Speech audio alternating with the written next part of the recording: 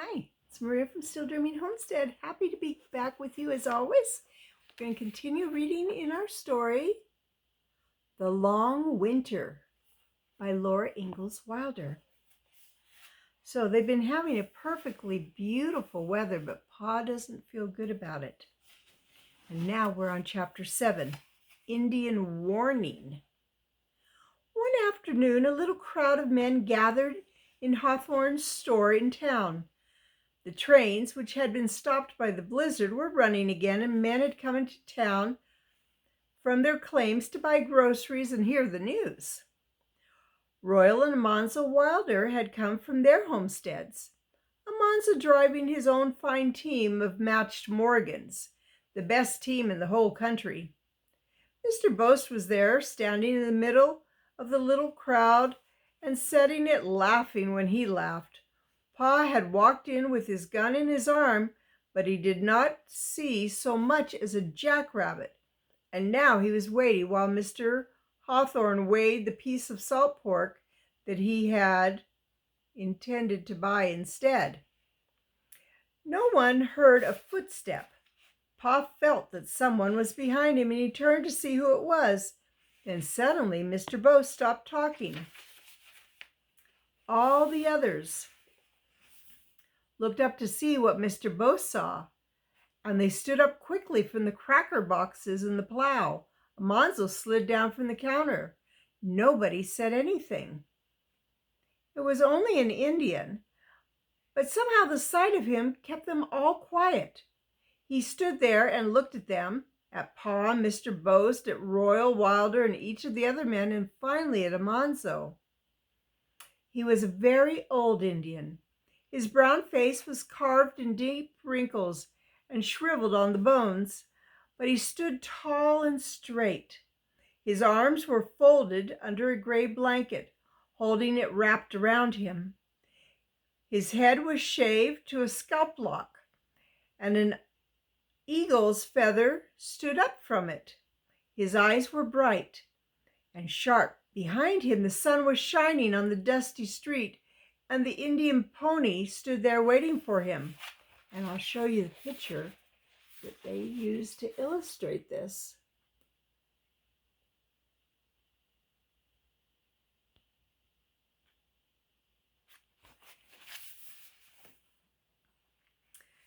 "Heap big snow come," this Indian said. The blanket slid on his shoulder, and one naked brown arm came out. It moved in a wide sweep, north to west to east, and gathered them all together in a swirl. "Heap big snow, big wind," he said. "How long?" Pa asked him. "Many moons," the Indian said. He held up 4 fingers, then 3 fingers. 7 fingers, 7 months. Blizzards for 7 months? They all looked at him and did not say anything. "You white men," he said, "I tell 'em you."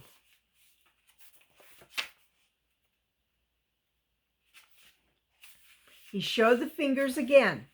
Big snow. Again, 7 fingers. Big snow.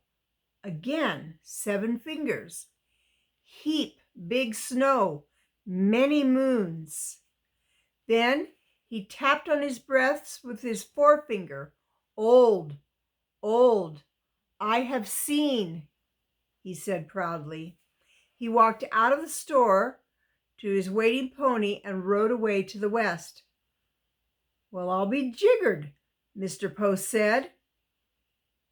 "What was that about 7 big snows?" Amanza asked.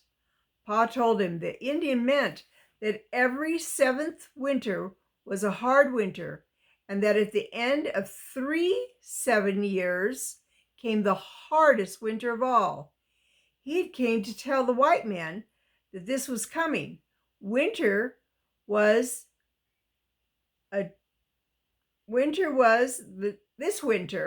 was the 21st winter, that there would be 7 months of blizzards. "You suppose the old geezer knows what he's talking about? Royal wanted to know. No one could answer that. Just on chance, Royal said, I say we move into town for the winter. My feed store beats a claim shanty all hollow for wintering in. We can stay back there until spring. How'd that suit you, Manzo? Suits me fine, said Amanzo. How do you feel about moving to town, Boast? Pa asked. Mr. Boast slowly shook his head. Don't see how we could. We've got too much stock and cattle and horses and chickens.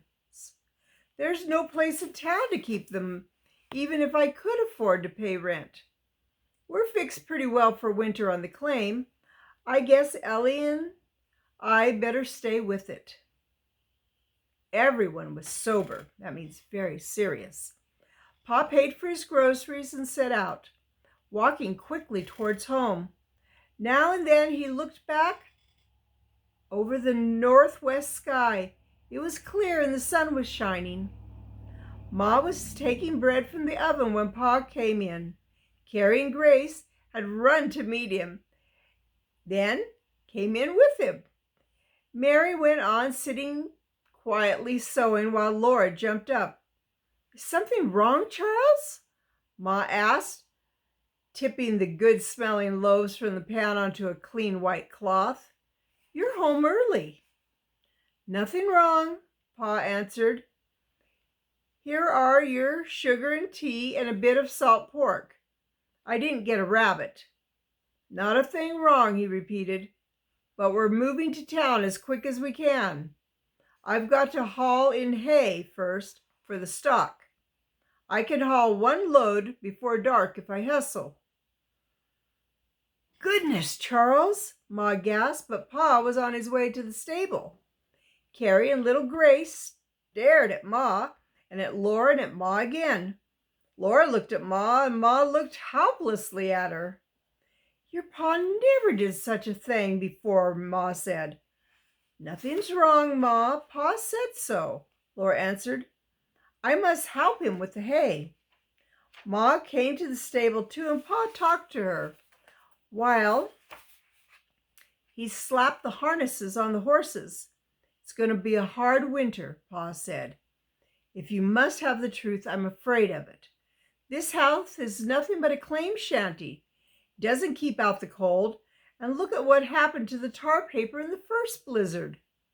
Our store building in town is boarded and papered, sided on the outside and sealed on the inside. It has a ceiling. It's good and tight and warm, and the stable there is built warm too. But what's the need to hurry so? Ma asked. I feel like hurrying, Pa said. I'm like the muskrat. Something tells me to get you and the girls inside thick walls. I've been feeling this way for some time, and now that the Indian... He stopped. What Indian? Ma asked him.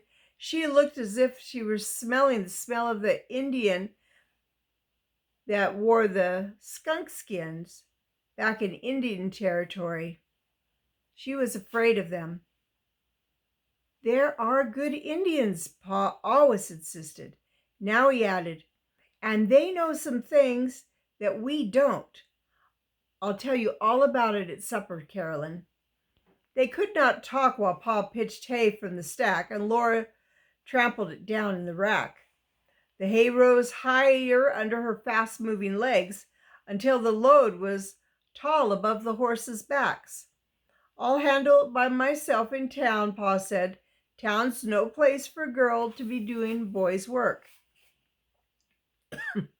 So Laura slid down from the high top of the load into what was left of the haystack, and Pa drove away. The Indian summer afternoon was warm, sweet-smelling, and still. The low ripples of softly colored land stretched far away, and the sky was gentle over them. But under the softness and gentleness, there was something waiting. Laura knew what Pa meant. Oh, that I had the wings of a bird, Laura thought of the words in the Bible. If she had the wings of a bird, she too would have spread them and flown fast and far, far away. She went soberly into the house to help Ma. None of them had wings, of course. They were only moving to town for the winter. Ma and Mary did not mind, but Laura knew that she did not like to live among so many people. Well, that's the end of that chapter. They'll be moving in tomorrow's chapter. What do you think about this? I think that people that are older have learned many things over their lives, and people that have lived in a certain area, they learn a lot of things about that area. So perhaps the old Indian is correct. We'll be finding out. Well, it's Maria from Still Dreaming Homestead. If you haven't subscribed to my channel yet, please do. Give me a thumbs up and a little message if you enjoy these stories. I'm trying to decide whether this will be my last main book or not.